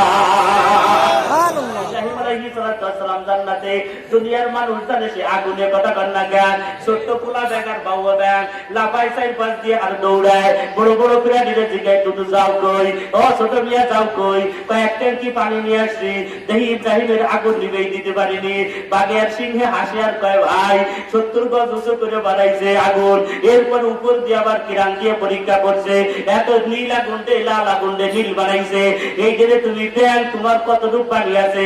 কয় আছে তো সিরিঞ্জের মাথার মতো এক জাতা, 10 গ্রাম 5 গ্রাম হইতে পারে। কয় এতটুকু পানি দিয়ে তো ইব্রাহিমের আগুন বন্ধ করা সম্ভব না, নমরুদের আগুন বন্ধ করা সম্ভব না। বেন্দে কয় নমরুদের আগুন বন্ধ করা তো আমার দায়িত্ব না, বন্ধ হবে না না হবে তা তো আমি জানি না, কিন্তু আমার দিলের ভিতরে ইব্রাহিমের প্রতি মহব্বত আর ভালোবাসা সহ্য হয় না। আল্লাহর পয়গম্বর আগুনে ফেলাইছে, কলিজায় মানে না আগায় যায়। আল্লাহ পাক কয় ভাইরাল টপিক, ব্যান তোর বক্তব্য আমি ভালো লাগছে, শেয়ার দিলাম, লাইক করে দিলাম, তামাম পৃথিবীর মানুষকে জানাই দিলাম। 30 লক্ষ টাকার রাজা বাবু পেশাব করলে পারে না বাপ, ব্যান তোর পেশাব বানাই দিলাম বাপ। বুঝেন নাই মনে হয়? 30 লাখ টাকার গরুর পেশাব পাক না না পাক? হ্যাঁ, আর ব্যাংক তুই পেশাব করবি পাক না না পাক? মসজিদে মুফতি সাহেব যাবে, ঘুষ করে মাইরে দিবি, জামা পাঞ্জাবি শুদ্ধ। মুফতি সাহেবের জামা পাঞ্জাবি কিছুই পাল্টান লাগবে না, ওই অবস্থার উপরে নামাজ হয়ে যাবে, কোনো আপত্তি নাই। তোর পেশাব আমি পাক বানাই দিলাম, ভাইরাল টপিক করে বানাই দিলাম। সুতরাং তোমরা আল্লাহর দলে যোগ দিলে যারা, ইন্নাল্লাযীনা ক্বালু রাব্বুনাল্লাহ, আজকের থেকে যারা ইসলামের দলে আল্লাহর দলে যোগ দিলা, তাদের তো আর চুপ করে থাকার কথা না। আল্লাহ তোমার জিকির করতে বলে, ইয়াযকুরুনাল্লাহা কিয়ামান ওয়া কুউদান ওয়া আলা জুনুবিহিম। আল্লাহ পাকের নামের জিকির হাঁটতে চলতে উঠতে বসতে, ভ্যান চালাও, রিকশা চালাও, অটো চালাও, মাহেন্দ্র চালাও, সব সময় যেন জবানের উপরে জিকির চালু থাকে, লা ইলাহা ইল্লাল্লাহ, লা ইলাহা ইল্লাল্লাহ, লা। জিকির আস্তে না জোরে, আস্তে না জোরে। যদি কয় আস্তে জিকির করো কেন? বলে তোমার বাপের কি আসে যায়? আস্তে আল্লাহ শুনে কাটে, জোরে আল্লাহ শুনে না কাটে, জোরে করিস কেন? বলে আমার মন সাহেব জোরে করি, তোর মারা কি কথা ঠিক কিনা জোরে কর। কেউ কি বললো, পাগল বললো, ছাগল বললো, দেখার দরকার নাই। তুমি আল্লাহর নামের জিকির করিয়া যাও। জিকিরের ফজিলতের বরকত এখন আর বলার মতো সময় নাই। এবার আসেন, তাই আমরা সবাই আল্লাহ পাকের মহব্বতের ভিতরে আজকে দাখিল হয়ে গেলাম, আল্লাহর সাথে বন্ধুত্ব করে ফেললাম। এবার আসেন, আল্লাহর সাথে যখন আমরা বন্ধুত্ব করব, আল্লাহ আমাদেরকে আপন বানাইবেন, আল্লাহ আমাদেরকে জান্নাত দিবেন। আল্লাহ কি আমাদেরকে পরীক্ষা একটু নিতে পারেন না পারেন না? পরীক্ষা ছাড়া কোনো পাস আছে? সরকার দিতে চাইছিল অটো পাস, ঘরে বসে শোয়াই শোয়াই পাস করাইতে চাইছিল, কথা বল না কেন? তাও মনে হয় দিবি না নেই, কারণ হিসেব কিতাব করে দেখছে অটো পাস দিলে পরে ইজ্জত থাকে না, মান থাকে না, লেখাপড়ার মান নষ্ট হয়ে যায়। হুজুরে বইটি লিখে পুরলেই বেলাচ্ছে, আউটেই বেলাচ্ছে। আর আমরা স্কুল কলেজ আমরা যদি অটো পাস দিয়ে যাই, আমরা হুজুরের কাছে পাশে বইলে যাই, কথা বল না কেন? এই জন্য অটো পাস দিবে না। তাইলে পরীক্ষা আছে না নাই? সব নবীদের পরীক্ষা হয়েছে না হয় নাই? সব নবীদেরই পরীক্ষা হয়েছে, সব নবীদের পরীক্ষা হয়েছে। সর্বশেষ সরকার দো আলম মুহাম্মদুর রাসূলুল্লাহ সাল্লাল্লাহু আলাইহি ওয়াসাল্লামের পরীক্ষা কম না বেশি? আল্লাহু আকবার। পয়গম্বরের কতগুলো পরীক্ষা হয়েছে। কখনো তো উটের নাড়ি বুড়ির তলে যে পরীক্ষা দিছে, কখনো তো কুয়ার ভিতরে পানি উঠাবার গেছে, হাতের থেকে বালতি ছুটে গেছে, ইহুদি এসে চড় লাগাই দিছে, এখানেও পরীক্ষা শুরু হয়ে গেছে। কখনো তো খেজুর গাছ লাগাইয়ে পরীক্ষা দিছে, কথা বলেন না কেন? গাছ লাগাবি, ফল ধরবি, তারপরে গোলাম আজাদ পরীক্ষা দিছে। কখনো তো দেশ গ্রাম সব ছাড়িয়া, বাপ মার কবর পর্যন্ত ছাড়িয়া হিজরত করে দেশ থেকে ও দেশে চলে গেছে, পরীক্ষা দিছে না যায় নাই? সর্বশেষ একটা পরীক্ষার ব্যাপারে আমি আমি আপনাদেরকে অবগত করার জন্য যে কোরআনে কারিমের আয়াত তেলাওয়াত করেছি, এই পরীক্ষাটা হলো আল্লাহ পাক রব্বুল আলামিন মহব্বতের মাঝখানে। এই সংক্ষিপ্ত কথা হলো আল্লাহ নবীর এত ভালোবাসেন, তাম পৃথিবীর সব আসমান জমিন চন্দ্র সূর্য ফেরেশতা যা আল্লাহ বানাইছে, আমাদের যা জানা আছে আর জানা নাই, সব কিছু আল্লাহ যতটুকু মহব্বত করেন তার চাইতে 1000 গুণ বেশি মহব্বত করেন আমার নবীরে। আর নবীজিও দুনিয়ায় সবচেয়ে বেশি মহব্বত করে কারে? দুজনের সম্পর্ক খুব বেশি না কম? বেশি না কম? আপনি কেমনে বুঝতেন? সম্পর্কের মাধ্যমে মানুষের সম্মান অসম্মানের কোন প্রশ্ন থাকে না। কথা বল না কেন? আমি যত বড় বক্তাই হই, আমার বন্ধু মহলের কাছে আমি কি? আমার বন্ধু মহলের কাছে আমি কিছুই না। আমার নাম ধরে ডাক দিলেও কিছু আসে যায় না, আমার কান ধরে মোচন দিলেও কিছু আসে যায় না। কথা বল না কেন? সে আমার বন্ধু। আল্লাহ পাক রব্বুল আলামিনের সাথে নবীর সাথে বন্ধুত্বের সম্পর্ক এত বেশি, বোঝেন না? টেলিফোনের কোনো সময় নাই, ঘুমাই রয়েছে কম্বল মুড়ি দিয়ে বিবির কাছে, ডাক দেয় ইয়া আইয়ুহাল মুজাম্মিল, এ কম্বলওয়ালা বন্ধু। কিন্তু এই সময় কেউ ফোন দেয় নাকি? এই সময় ফোন দেয়? আল্লাহ ওই সময় ফোন লাগাই দিছে। নামাজের ভিতরে দাঁড়াইছে, নামাজের ভিতরেও ফোন লাগাই দিছে। কথা বল না কেন? কি ব্যাপার এখন ফোন দিলেন কেন? যেদিকে ঘুরছেন ওদিকে ঘুরে আর একদিক ঘুরিয়া যান। নামাজের ভিতরে ফোন আইছে না আসে নাই? আল্লাহ পাক রব্বুল আলামিন নবীজি সিজদায় পড়েছে তখন ফোন দিয়েছে, রুকুতে গেছে তখন ফোন দিছে, বিবির সাথে গল্প করে তখন ফোন দিছে, বিবিদেরকে নিয়ে আড্ডা দেয় তখন ফোন দিছে, জিহাদের ময়দানে তখন ফোন দিছে, হাঁটতেছে তখন ফোন দিছে। ফোন দেওয়ার কোনো সময় নাই, কারণ ভালোবাসা খুব গভীর। এই আল্লাহ হঠাৎ করে নবীর সাথে একেবারে কথাবার্তা টোটাল বন্ধ করে দিছে, একদম কোন যোগাযোগ নাই। কতদিন? 15 দিন বা 18 দিন, 15 দিন বা একদম কোন যোগাযোগ নাই, টোটাল একেবারে নেটওয়ার্কের বাইরে। হায় হায়, কষ্ট না শান্তি? এটা আপনারা বুড়োরা বুঝতেন কেমনে? বুড়োরা বুঝবেন, আমার জোয়ানরা বুঝবে। মহব্বতের মানুষগুলো যদি কথাবার্তা বলা বন্ধ করে দেয়, যার নাম যুবকরা দেয় ব্রেকআপ করছে, ব্রেকআপ। কি দুধু কি হয়েছে? হুজুর ব্রেকআপ করছে। ব্রেকআপ কারে কার? দুধ দেখায় না, ভাত দেখায়। আপনি বুঝতেন না আমার গার্লফ্রেন্ড ব্রেকআপ করছে, আর নাকি আমার ফোন ধরবে না। খারাপ লাগে না ভালো লাগে? যুবকরা কথা কান না কেন? খারাপ এমন লাগে ব্রেকআপের কারণে কেউ বিষ খাইয়ে মরে, কেউ গলায় দড়িতে মরে। আরে কথা কান না কেন? কেউ আবার গাড়ির তলে মাথা দেয়, কেউ আবার নদীর ভিতরে ঝাঁপ দেয়, কেউ ঘুমের বাড়ি গিয়ে ঠান্ডা মাথায় ঘুমায়। ব্রেকআপ করছে, ব্রেকআপ। মহব্বতের মানুষ যদি কথা বলা বন্ধ করে দেয়, কষ্টের কোনো সীমা নাই। আল্লাহ পাক সময় নাই অসময় নাই, যে কোনো মুহূর্তে নবীর সাথে কথা বলতেন। আজকে 18 দিন পর্যন্ত কোনো কথা বলেন না, 15 দিন পর্যন্ত কোনো কথা বলেন না। জিবরাইলে ইমোতেও পাওয়া যায় না, মেসেঞ্জারেও পাওয়া যায় না। উনিও নাই, আল্লাহও নাই, উনিও নাই। কথা বলেন না কেন? নবীজি ফোন দিলে তা বলে না, আল্লাহর সাথে যোগাযোগ নাই, আমি জিবরাইলও নাই। নবীর কষ্ট না শান্তি? কি কষ্ট আপনাদেরকে বুঝাইতে পারতাম না। এটা মহব্বতের কষ্ট রে ভাই। কানতে কানতে নবীজির জান যায়। ওই দিক দিয়ে আবার মক্কার কাফেররা খবর পাই, এদিকে তাকান, মক্কার কাফেররা খবর পাইছে নবীর ফোন বর্তমানে আল্লাহ ধরতেছে না, রিসিভ করতেছে না, যোগাযোগ বিচ্ছিন্ন চলতেছে। মক্কার কাফেররা দল দল দল দল কইরা এবার নবীর কাছে এসে নবীরে ঠাট্টা করে, ও আব্দুল্লাহর পুত্র মুহাম্মদ, তোমার আল্লাহ তোমাদের সকালে ফোন দেয়, সন্ধ্যায় ফোন দেয়, দিন বইরে কথা কওয়ার খালি মাতব্বরি করো, এখন তোমার আল্লাহর একটু কথা বলছি বলো। দেখছেন নি কায়দা কারে পায়? কষ্ট লাগে না লাগে না? লাগে না লাগে না? নদীর দিন শেষ হয়ে যাচ্ছে, যাত্রা হয়ে যাচ্ছে, কলিজা ফেটে যাচ্ছে। আয় হায়, আল্লাহ তো যোগাযোগ করতেছে না। মক্কার মানুষ ঠাট্টা করে, এতদিন বাইরে মানুষ ঠাট্টা করছে, অসুবিধা নাই। আজকে নবুর আপন চাচা, নাম হলো আবু লাহাব। আবু লাহাব এই নিজে এসে নবীরে ঠাট্টা করে। বাইস্ত খবরটা কি? আল্লাহ বলে তোমার সাথে যোগাযোগ বিচ্ছিন্ন করে দিছে। বাইস্ত তুমি মনে দুঃখ নিও না, আমরা আগেই বুঝছিলাম তোমার মতে তুমি আল্লাহ নবী বানাইবে কেন?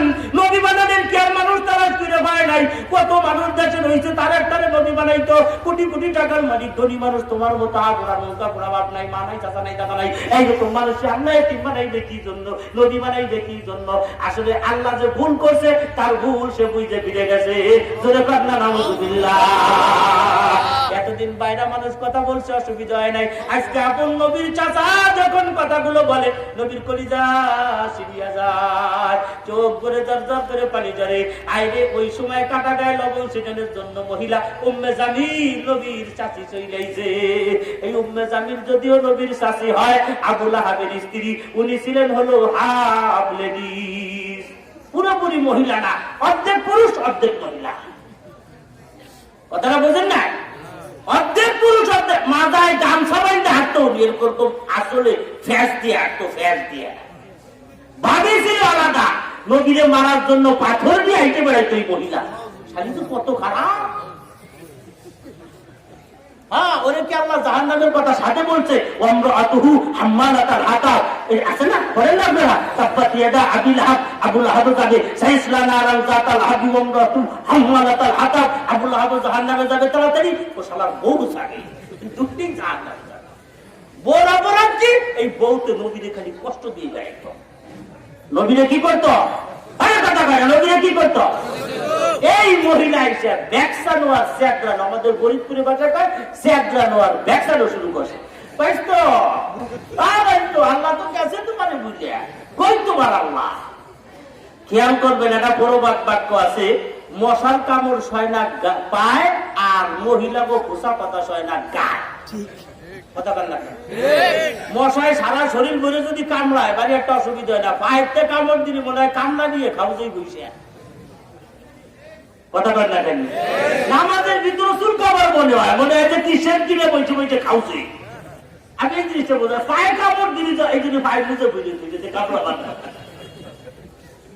গরম লাগলেও বুঝে বলি তুই কামড়া দিতে হয়, তোর ওটা বুঝা, ওর ভিতরে তো দাঁত যাইতো না। মশার কামড় সয় না পায়, আর মহিলা গো দেখবেন যারা বিভিন্ন জায়গায় কাজ করে, তারা কিন্তু মানুষের অনেক বেহা কথা, খোঁচা কথা শোনে। দোকানদাররা খদ্দের কত কথা শোনে, শোনে না? ভাই এই 1 নম্বর একটা মাছ দেন, ওটা বাইক করে দিছে, কাস্টমার দেয় নেই, ব্যবসা এই যে 1 নম্বর, এর 1 নম্বর পায়। আসলে জিনিসটা 1 নম্বর। দোকানদারে খারাপ লাগে না? লাগে না, কিন্তু সহ্য করে, কিছু কয় না। কাস্টমার খদ্দের লোক কি যায় কখন সারাদিন বেকারা পুরুষের সাথে মেয়েদের সাথে কত পদের মেহা কথা, তেরা কথা কয়, অসুবিধা হয় না। কিন্তু এই লোকটা ঘরে এসে বোর একটা বেটা কথা শুনতে পারে না, সহ্য করতে পারে না, আমলেই 1 বেরেল তালাক গরু করে ছড়াইয়ে দেয়। কথা বলেন না কেন? এই জন্য মহিলাদের খোসা কথা। আর আমি একটা জিনিস তালাশ করে দেখছি, আল্লাহ ওই খোসা কথা দিয়েই মনে হয় বানাইছে। ওটা বাল মেতারের ভিতরে একটা দিয়ে আসলে খোসা পাতার বেহা কথা। আপনি যে জিজ্ঞেবেন বাজারেতে কি আনা লাগছে, যদি সঠিক ভাবে বলে মরিচ, তরকারি, মাছ, কত সুন্দর ভাষা। কে তুমি জানো না কি আনা লাগছে? কথা বল না,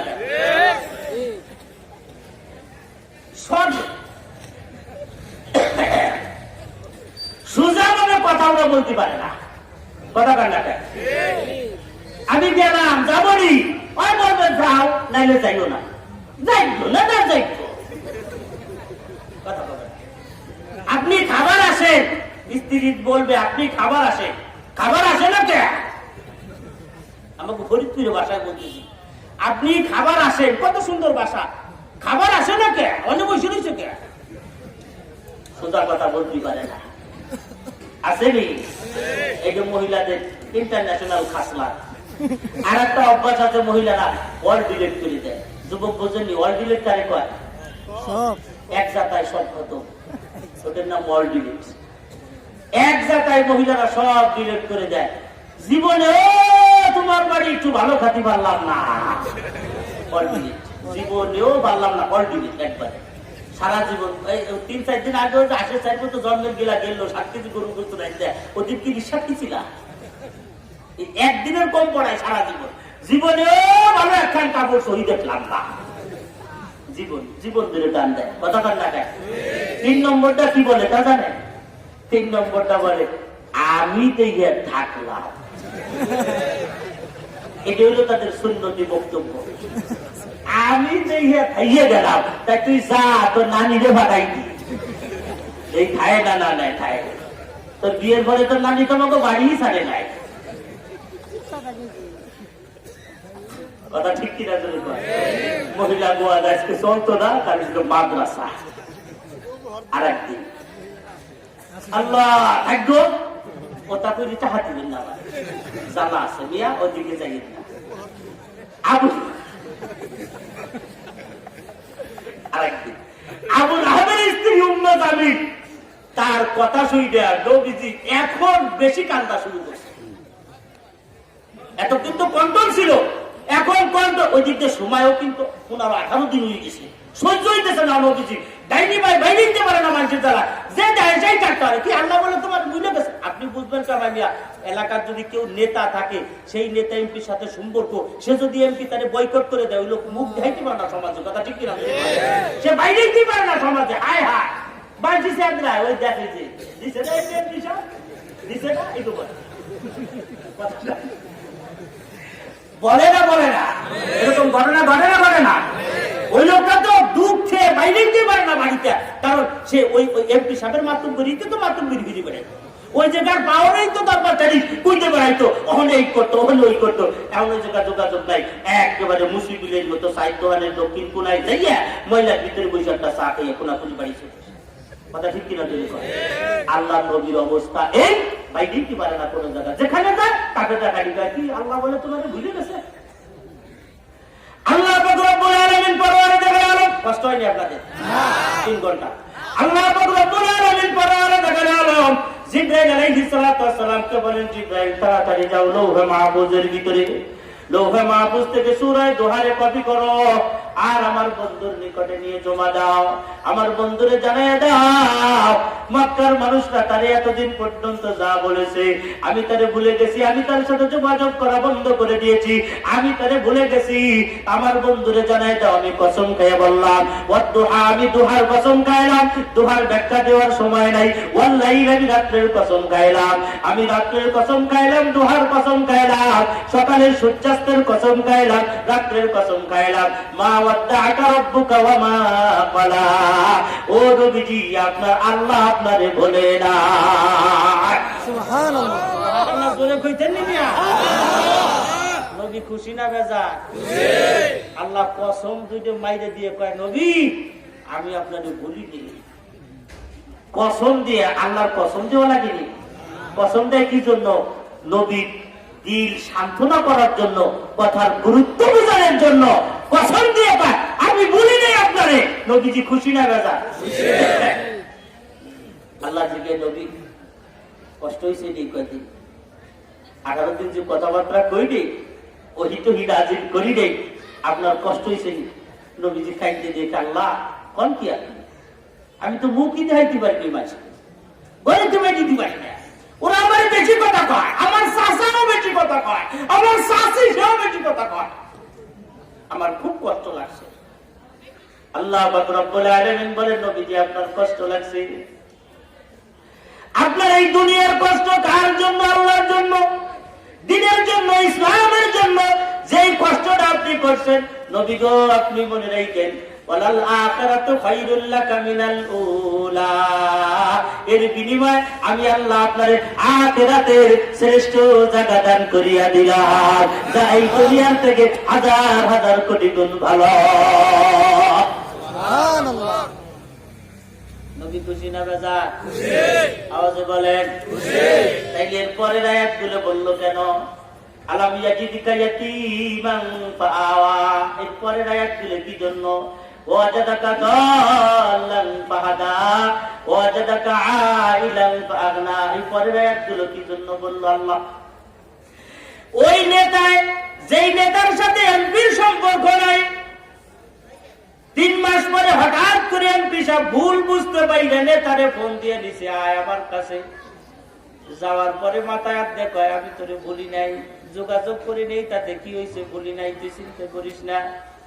নেতাই তো খুব খুশি, আগামীকাল গরু জব করতাম 3টা, আমার নেতা আমারে বলে নাই। অমনি এই নেতারে মাথায় হাত দিয়ে একটু জিজ্ঞাসা করে, 3টে মার্চে যোগাযোগ ছিল না, সুবিধা না অসুবিধা, ভালো আছো না খারাপ আছো? নেতায় কয়, আপনি কোন কি আমার অবস্থা আসেনি, সমাজে তো মুখি দেখাইতে পারি না, আর এই 3 মাসে কমপক্ষে 3 কোটি কামাই করতাম, তার কিছু নাই, উল্টো ভাইকে শুয়ে ঘরে বইরে খাইয়ে শুয়ে যাউলিয়া আমার অবস্থা বড় খারাপ। অমনি নেতা কয়, ঠিক আছে 3 মাসে যেই লস প্রজেক্টে পড়েছো, ওই লস প্রজেক্টের চাইতে বড় একটা কাম আমি তোমার জন্য বরাদ্দ করে দিলাম। দোহার থেকে নবাবগঞ্জ পর্যন্ত রাস্তায় 400 কোটি টাকা বাজেট, কামটা তোমারে দিয়ে দিবানি। ওখান থেকে 200 কোটি মাইনে ঠান্ডা হয়ে বসে দেখবেন, রাজি থাকলে এক যাব। আপনি রাজি তো চাপছে, কিন্তু মনের ভিতরে একটু খটকা হওয়ার সময় তো ওই রকমই কয়, দেয় না না দেয় তার খবর আছে কি?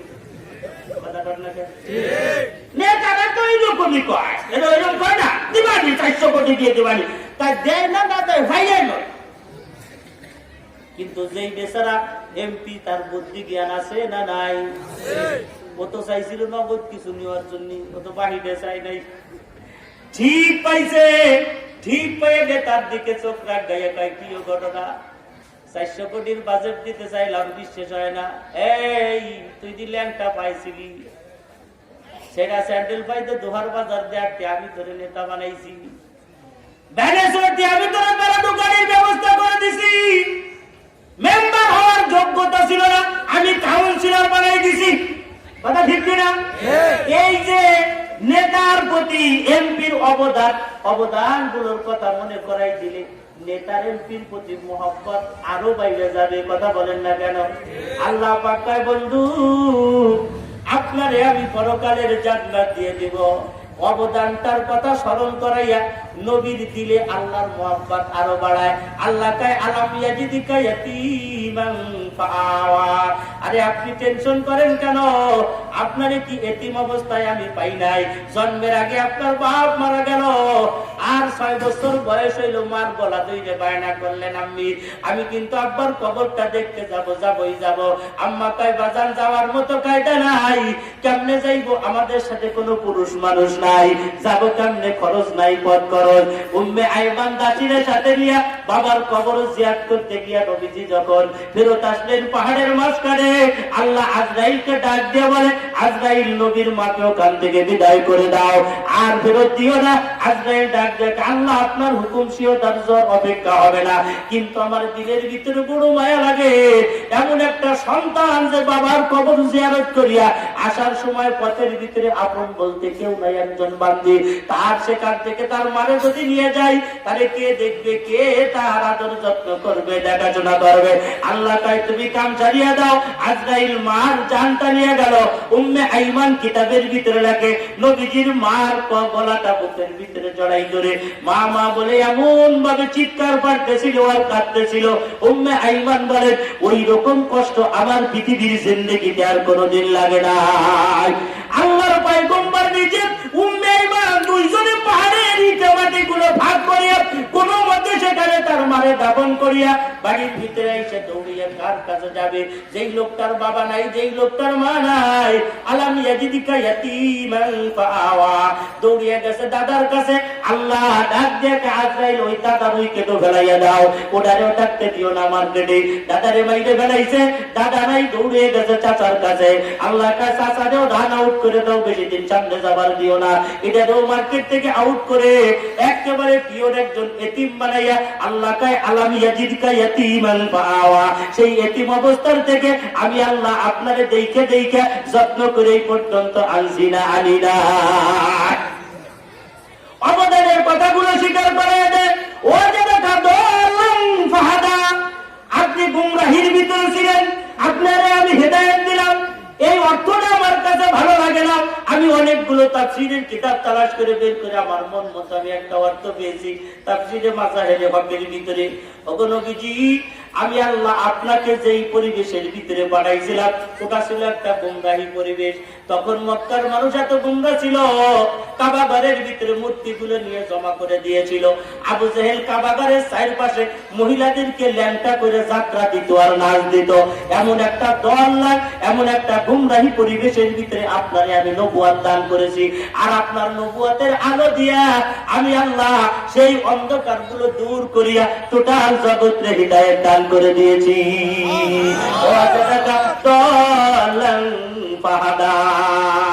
তাফসীরে ইবনে কাসীরের ভিতরে এই সম্পর্কে একটা ঘটনা লেখে, আপনি পথ হারাই গেছিলেন, আপনারে আমি পথ দেখাইছি। ওইখানে লেখছে আল্লাহর পয়গম্বরের বয়স তখন ছোট, একেবারে শিশু বয়স। মদি মক্কার বাজারের ভিতরে যে নবীজি হারায়া গেলেন। বাচ্চারা যখন বাজারের ভিতরে যে হারায়া যায়, কোন মানুষ যদি জিজ্ঞাসা করি মনে তোর নাম কি, বাড়ি কোথায়, তখন দেখবেন নামও বলতে পারে না, বাড়িও বলতে পারে না, চিৎকার পারে আর কাঁদে। আল্লাহর পয়গম্বর ওইভাবে কান্নাকাটি করতেছিলেন।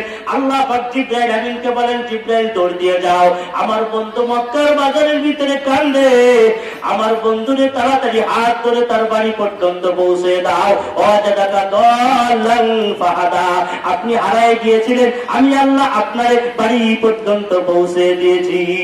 ওই অবদানের কথাগুলো স্বীকার করাইয়া নবীরে আল্লাহর প্রতি মহব্বত আরো বাড়াইয়া দেয়। ওয়াজাদাকা আইলান ফাগনা, ও নবী আপনি আয়েল ছিলেন। আয়েল মানে খালি হাত, মানে আপনার হাতে কিছুই ছিল না। আপনি এত অসহায় অবস্থায় ছিলেন, এত গরিব ছিলেন যে নিজে করা ভাতের জন্য, রোজগারের জন্য খাদিজার বাড়ি যে দন্না দিয়েছিলেন, খাদিজারে আমারে কিছু কাম দাও। আর খাদিজা কাম দিয়েছে আপনারে ছাগল আর বকরি রাখার জন্য। কয়েকদিন পরে আপনি বললেন, খাদিজা আমি কিছু সম্পদ চাই, যা হিলফুল ফুজুলের পিছনে ব্যয় করব, ইসলামিক কাজে ব্যয় করব, আমারে কিছু ব্যবসা বাণিজ্য দেন। খাদিজা ব্যবসা বাণিজ্য দিয়ে দিলেন, সেখান থেকে নবীজি ইনকাম করা শুরু করলেন। ওয়াজাদাকা আয়েল, ও নবী আপনারে ফকির হালাতে, খালি হাতে গরিব অবস্থায় আমি আল্লাহ পেয়েছিলাম। আপনার দুর্দিন কেমন গিয়েছিল? একদিন, 2 দিন, 3 দিন নয়, 3 দিন পর্যন্ত টানা আপনার ঘরের চুলার ভিতরে কোনো সময় আগুন জ্বলে না। আল্লাহ পাক বলেন, নবী আপনার ঘরে 3 দিন পর্যন্ত আগুন জ্বলে নাই। অসংখ্য হাদিস আছে, যে হাদিসের ভিতরে নবীজি কারো বাড়ি দাওয়াতে দিয়েছেন, নিজে খানা শুরু করার আগে রুটির উপরে কিছু গোশত দিয়ে মুড়াইয়া বলছে, আমার ঘরওয়ালাদেরকে দিয়ে এসো, আমার ঘরওয়ালারা ক্ষুধার্ত, তারা খায় না, তুমি সেখানে গিয়ে দিয়ে এসো। আল্লাহ পাক রব্বুল আলামিন বলেন, ওয়াজাদাকা আইলান ফাগনা, নবীজি আপনারে আমি আয়েল অবস্থায় পাইলাম, গরিব অবস্থায় পাইলাম। নবীজি আপনি কেমন গরিব ছিলেন দেখেন, এদিকে তাকান। আমাদের সমাজে যদি কোনো মানুষ গরিবের থেকে ধনী হয়ে যায়, এরকম মানুষ আছে না নাই? আগে খুব গরিব ছিল, বাপে ভাত পায় নাই, চাচায় ভাত পায় নাই, মানুষের বাড়ি কামলা দিত, দিন মজুর রোজগার করে খাইত, মাশাআল্লাহ এখন সে কোটি টাকার মালিক, বেড়াডুয়ার পাজারো গাড়িতে চড়ে। ওই লোকটারে যদি কোনো লোক মনে করায় দেয়, ভাই আপনি আগে গরিব ছিলেন, আপনার আব্বা আগে গরিব ছিল, আপনি অসহায় ছিলেন, মুহূর্তের ভিতরে লোকটা রাগ হয়ে যায়। কথা ঠিক কিনা জোরে বলেন? রাগ হয়ে যায় মুহূর্তের ভিতরে। আমার পিছনের কথাগুলো আপনি কেন বলেন? বর্তমানের কথা বলেন। আগে কি ছিলাম দাদা, আপনার কি দরকার? এখন আমি প্যারাডো গাড়িতে চড়ি, লাখ লাখ টাকার মালিক, সেই কথাগুলো বলেন। অতীতের কথাগুলো বলেন কেন? কিন্তু আল্লাহর নবীরে আল্লাহ নিজে স্মরণ করায় দেয়। নবী তো লাভ দিয়ে উঠে রাগ করে বলেন নাই। কথা ঠিক কিনা জোরে বলেন? বন্ধু তুমি লাভ দাও কেন? যে আল্লাহ তোমার জিরো থেকে আজকে ধনী বানাইছে, ওই আল্লাহ জিরোতে নামাইতে তার সময় লাগে না। জীবনের সম্পদের উত্থান পাতান যাহার, এইভাবে আর উত্থান পাতান কোনো কিছু হয় না। এক লোকের কাছে গত জুমার নামাজে, আমার মাদ্রাসার রডের দরকার, কাজ করতেছি, 125-30 ফিট লম্বা 3 তলা বিল্ডিং এর রড নাই, মিস্ত্রিরা বসে রয়েছে।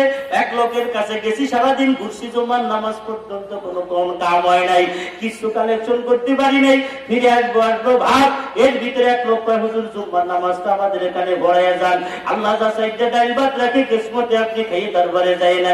রাজি হয়ে গেলাম, যাই এলাম, কি আইসি রড নিতে নাই ব্যবস্থা, খাইয়ে যাই, নামাজটা পড়ে যাই। লোকটারে জুমার নামাজের বয়ান শুনেছি, বয়ানের শেষে তার বাড়ি খানা খাইতে গেলে লোকটা ঘরের আলমারি খুলে দিয়ে কাগজ চাই, দেখেন আলমারির ভিতরে কি? আলমারির ভিতরে তাকায় দেখি বহু টাকা। কত টাকা আমি জীবনে কোনোদিন দেখি নাই। লোকটা আমাদের দেখায় বলে, হুজুর বলতে পারেননি কত টাকা? আমি কয় টাকার মানুষ, অত টাকা দেখবো কেমনে? আমার তো অত টাকা কোনোদিন নসিব হয় নাই, আন্দাজও করতে পারি না। বলতেছে আর লোকটা চোখের পানি ছেড়ে দিয়ে কান্দেছে।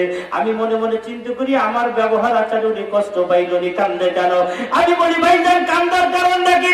হুজুর মন চায় এই আলমারিটারে আগুন ধরে পুড়াই দেই, টাকাগুলো সব পুড়ায় শেষ করে দেই।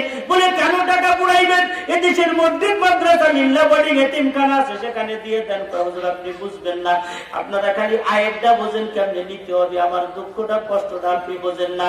এই যে টাকাগুলো দেখেন, আমার জীবনে এমন একটা সময় গেছে যেই সময় আমি 2 কেজি চাউল কিনতে পারি নাই, যেই সময় আমার মা মারা গেছে, আমার আব্বা মারা গেছে, আমার আব্বার কাপড়ের কাপড়টা পর্যন্ত আমার টাকা দিয়ে আমি কিনতে পারি নাই। আমার এলাকার মেম্বার কাপড় কিনে দিল, ওই কাপড়ের কাপড় দিয়ে আমার আব্বারে আমি মাটি দিলাম।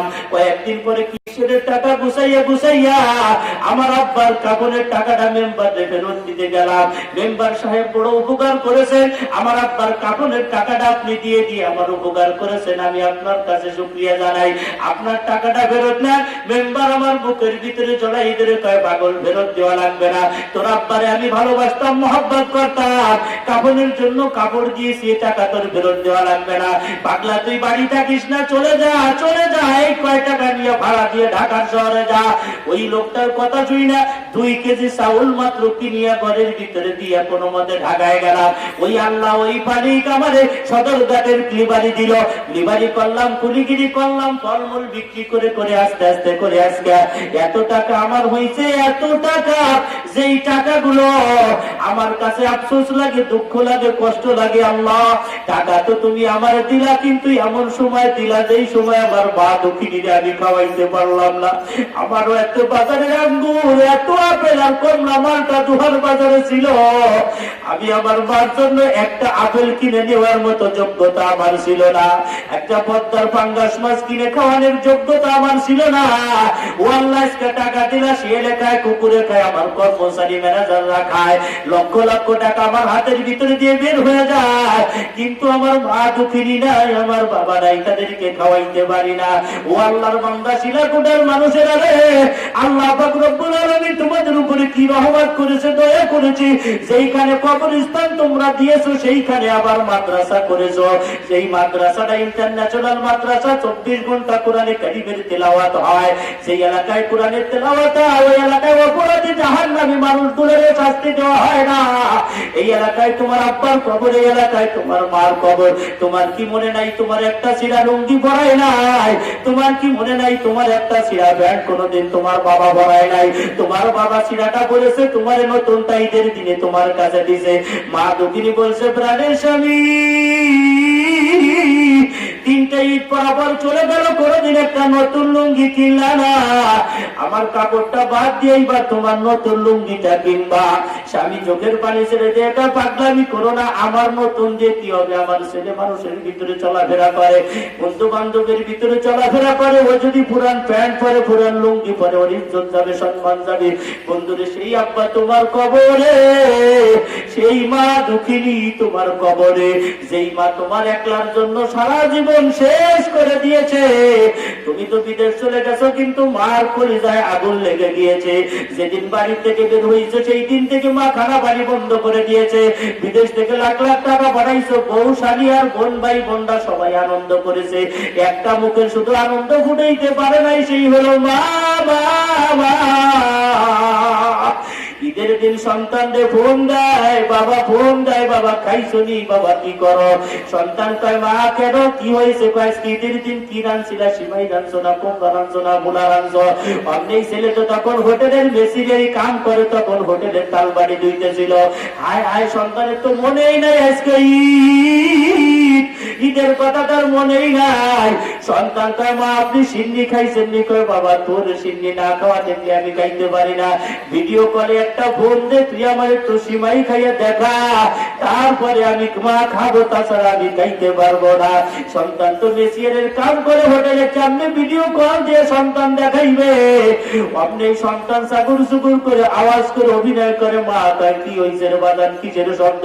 বলে, মা আমি মুরগি রান্না করেছিলাম, মুরগি খাই, গরুর হাড্ডি খাই, আমার কাছে বড় ভালো লাগে। মাগো তুমি খাইয়ে দাও, মাগো তুমি খাইয়া দাও। মার কলিজায় আগুন লাগে গেছে। আয় হায় রে, যতদিন পর্যন্ত তুমি বিদেশে ছিলাম, মা ভালো খায় নাই, ভরতে পারে নাই, সেই মা তোমার আজকে কবরে ভাই। ও ওই মা রে তোমার সুখের টাকা পয়সা মা দেখতে পারলো না, চলে গেল। আসো তুমি তোমার মার জন্য যদি সব পৌঁছাইতে চাও, তুমি তোমার মারে যদি স্বপ্ন দেখতে চাও, জান্নাতের খাবার খাওয়াইতে চাও, সঠিকভাবে একটা পদ্ধতি আছে। শিলাকুটা মাদ্রাসার এতিমখানা বড় দুর্বল হয়ে গেছে পরিচালনা কার্যে। এখানে চাউল লাগে টন টন, এখানে বেতন লাগে লক্ষ লক্ষ টাকা। এই এতিমদের পাশে যদি তুমি দাঁড়াও, আল্লাহ তোমার সন্তানদেরকে এতিম বানাইবে না, গরিব বানাইবে না। কালেকশনের সময় কোনো মানুষ উঠে গেলে আল্লাহ বেজার হয়। আল্লাহ পাক ভাবে এই লোকটা মনে হয় এতিমদের দুশ্মনের ছেলে মেয়ে মাইরে ওরে এতিম বানায় দেব। এই জন্য কোনো মানুষ উঠে যাবে না। এই মাদ্রাসার কালেকশনের জন্য একটু হাত উঠে করে একজন মানুষ বলতে হবে, ভাই আমার আব্বা নাই, আমার মা নাই, লক্ষ লক্ষ টাকা আমার ব্যাংকে, সব আজ মরে গেলে কাল ছেলে মেয়েরা খেয়ে ফেলবে, পাকযোগ করে নিয়ে যাবে। আমি আমার জন্য লাখখানিক টাকা দিতে চাই, বাবার জন্য দিতে চাই। একজন মানুষ হাত উঠে করে যদি নাম বলে সর্বপ্রথম